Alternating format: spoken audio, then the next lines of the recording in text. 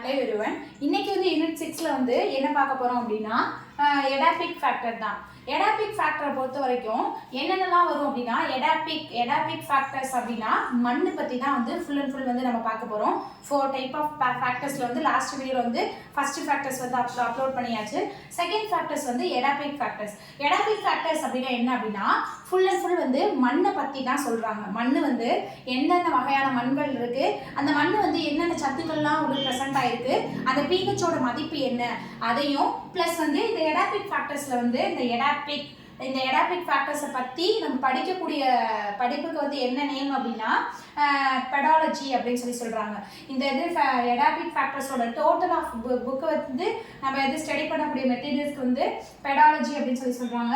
இந்த soil formations எப்படிலாம் இதாகுது அப்படின்னா ஒரு பிளான்ட் ஒரு க்ரோவிங் மெத்தட்ஸாக இருக்கட்டும், அதுக்கு அடுத்தடுத்த ஸ்டெப்ஸ்க்கு போகிறதுக்காக இருக்கட்டும், எல்லா இதுலேயுமே அந்த சாயிலோட ஃபார்மேஷன் அடுத்தடுத்துக்கு இதாகுது. ஒரு பிளான்ட் க்ரோவிங்க்கு நம்ம வைக்கிறோம் அப்படின்னா அந்த பிளான்ட்டுக்கு தேவையான எல்லா மேனரையும் நம்ம என்ன பண்ணிடுறோம் அப்படின்னா போடும்போது அந்த பிளான்ட்டுக்கு தேவையான மேனர் அந்த இது எடுத்துக்குது, ப்ளஸ் சாயிலுக்கு தேவையான மேனரும் தனித்தனியாக எடுத்துக்குது. அப்போது அடுத்தடுத்த ஃபார்மேஷன்ஸ் அந்த இதில் இதாகுது. சாயில் ஃபார்மேஷன்ஸ் கிரியேட் ஆகி நிறைய விதமான சாயில் அடுத்தடுத்த டைப்புக்கு அதோட அண்டர் கிரவுண்ட் பேஸ் வரைக்கும் என்ன பண்ணுது அப்படின்னா அதோட டைப்பை ஃபார்மேஷன் பண்ணிட்டு போயிட்டே இருக்கு.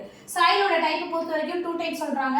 ஒன்று ரெடியூசல் சாயில்ஸ், இன்னொன்று டிரான்ஸ்போர்ட்டட் சாயில்ஸ். ரெடியூசல் சாயில்ஸை பொறுத்த வரைக்கும் என்ன அப்படின்னா இந்த பாறை பகுதிகள்லாம் இருக்கு தெரியுமா, அந்த பாறைலாம் என்ன பண்ணுது அப்படின்னா உதிர்ந்து கொட்டி மண்ணா மாறுறது தான் என்ன சொல்றாங்க அப்படின்னா ரெடியூசல் சாயில்ஸை பாறை பகுதி எல்லாமே உதிர்ந்து ஒரு மாதிரியான மண் இதை கொடுக்குறது ரெடியூசல் சாயில் சொல்றாங்க.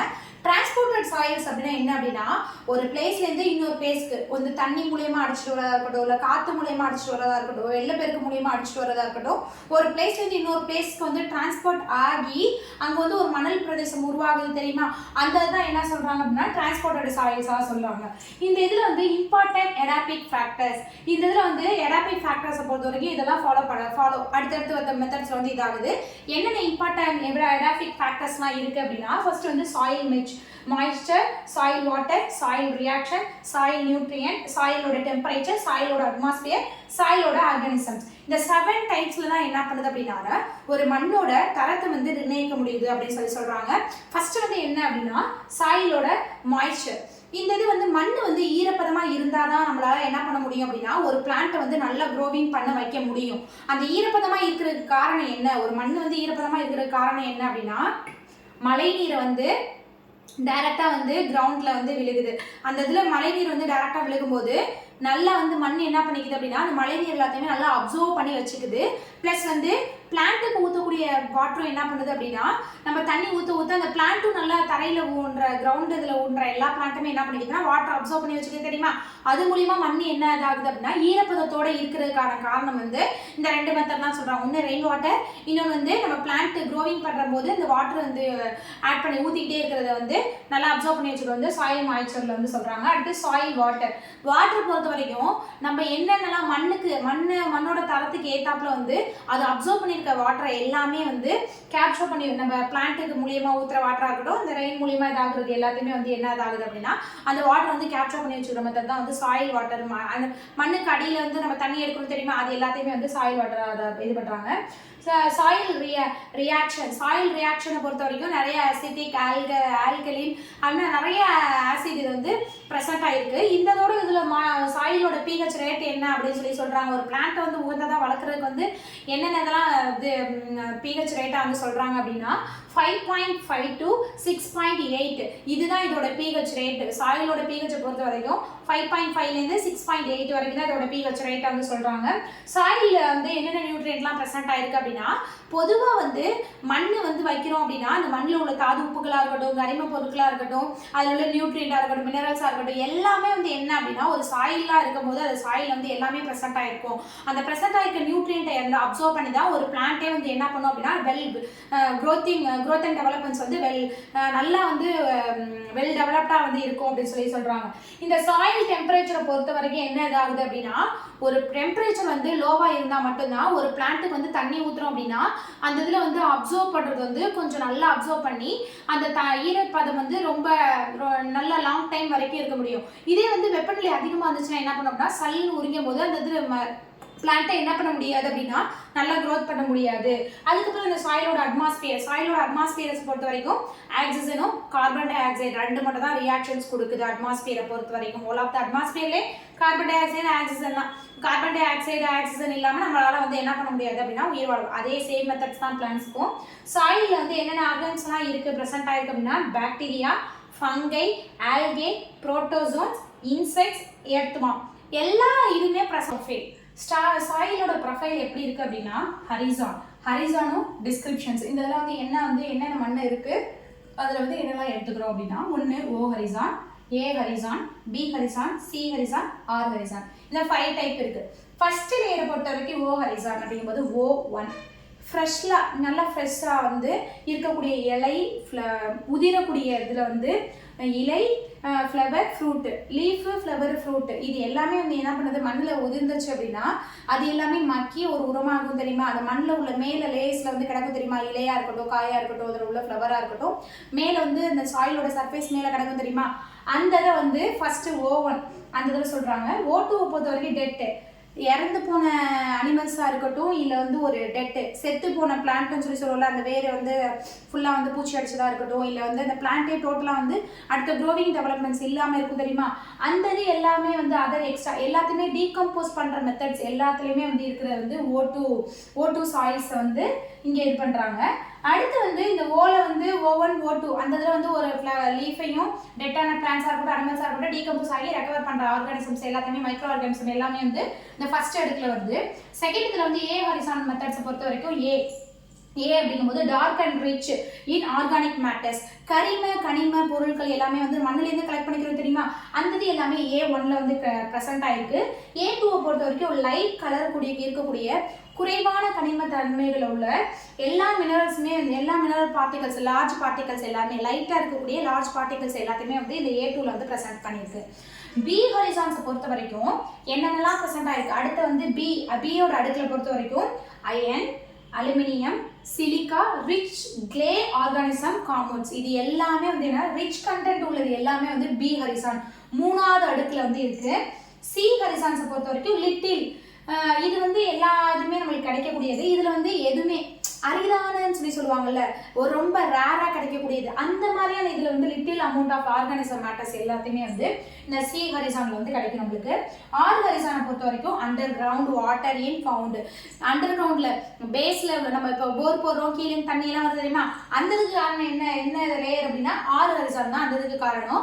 அந்த இதுலேருந்து கீழேருந்து போர் போடும்போது மேலே வந்து இதாக தெரியுமா. இதுக்கு வந்து இந்த ஆர் ஹரிசான் வந்து வாட்டர் எல்லாத்தையுமே கேப்சர் பண்ணி கிரவுண்ட் வாட்டரில் போயிட்டு நல்லா ஸ்டோர் பண்ணி வச்சுருக்கிறனால தான் நிலத்தடி நீர் மட்டம் வந்து உயர்றதுக்கு காரணம் இல்லை குறைவுறதுக்கு காரணம் வந்து இந்த ஆறு ஹரிசான் தான் சொல்கிறாங்க.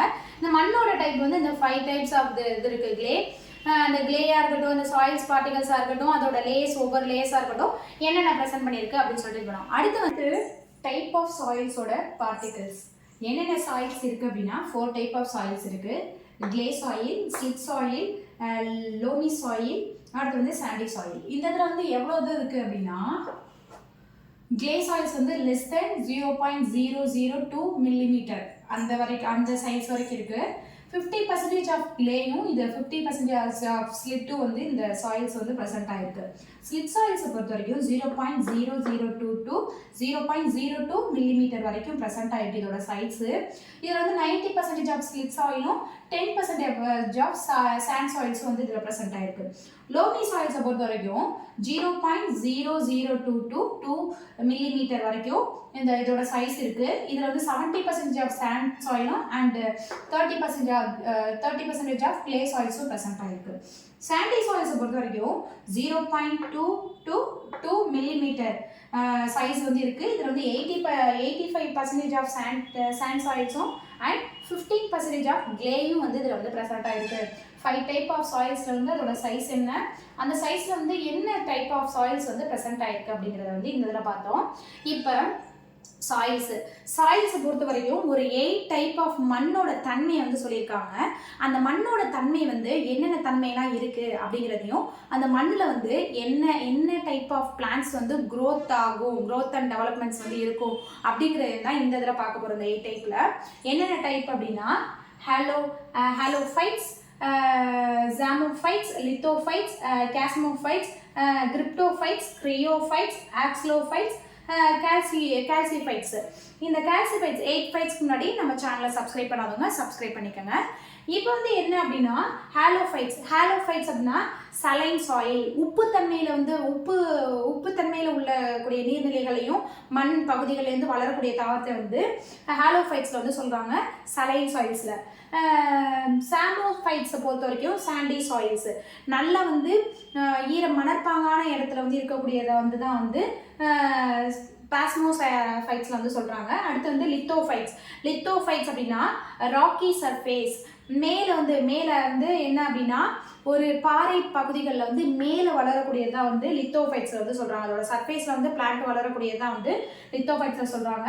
அடுத்து கேஸ்மோஃபைட்ஸை பொறுத்த வரைக்கும் ராக்கி சர்ஃபேஸ், அந்த மலை இடுக்குகளில் வளரும் தெரியுமா, மரங்கள் எல்லாமே, மரங்களாக இருக்கட்டும் செடிகளாக இருக்கட்டும், அது எல்லாத்தையுமே எதில் சொல்கிறாங்க அப்படின்னா கேஸ்மோஃபைட்ஸில் தான் வந்து சொல்கிறாங்க. எங்கே? ராக்கி சர்ஃபேஸஸில். கிரிப்டோஃபைட்ஸ் அப்படின்னா பிலோ சாயில் சர்ஃபேஸ், இந்த இதில் வந்து சாயில் வந்து இல்லாத கொஞ்சம் பிலோ ரொம்ப கம்மியாக இருக்கக்கூடிய சர்ஃபேஸில் வந்து வளரக்கூடியது தான் கிரிப்டோன்னு சொல்லி சொல்கிறாங்க.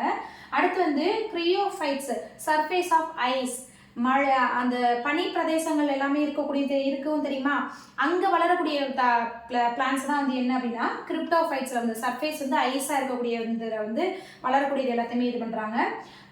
ஆக்ஸ்லோஃபைட்ஸை பொறுத்த வரைக்கும் அசிட்டிக் சாயில், pH ரேட் அதிகமாக இருக்கக்கூடிய அசிட்டிக் இது வந்து கண்டென்ட் வந்து ப்ரெசென்ட் ஆகியிருக்கக்கூடிய எல்லா இதுலேயுமே வந்து அசிட்டிக் பேஸ் அமிலத்தன்மை இருக்கக்கூடிய எல்லா இதுலேயுமே வளரக்கூடிய இதுதான் வந்து ஆக்ஸ்லோஃபைட்ஸில் வந்து சொல்கிறாங்க. அமிலத்தன்மை இருக்கக்கூடிய பிளேசஸில் வளரக்கூடிய பிளான்ஸ் தான் வந்து ஆக்ஸ்லோஃபைட்ஸ்ன்னு சொல்லி சொல்கிறாங்க. அடுத்து வந்து கால்சிஃபைட்ஸ் அப்படின்னா கால்சியம் ரிச், கால்சியமும் ஆல்கலின் சாயில் ப்ரெசென்ட் ஆகிருக்க இடத்துல வந்து ரிச் இது வந்து என்ன அப்படின்னா கால்சியம்னா சுண்ணாம்பு தன்மை அதிகமாக இருக்கக்கூடிய இடத்துல வந்து வளரக்கூடிய பிளான்ஸ் தான் வந்து கால்சிஃபைட்ஸ் சொல்லி சொல்கிறாங்க. இந்த ஃபேக்டர்ஸ் வந்து இந்த எடாபிக் ஃபேக்டர்ஸ் வந்து இந்த இதோட வந்து ஃபினிஷ் ஆகுது. நெக்ஸ்ட் ஃபேக்டர்ஸ் வந்து உங்களுக்கு நெக்ஸ்ட் வீடியோவில் அப்லோட் பண்ணுறேன். தேங்க்யூ.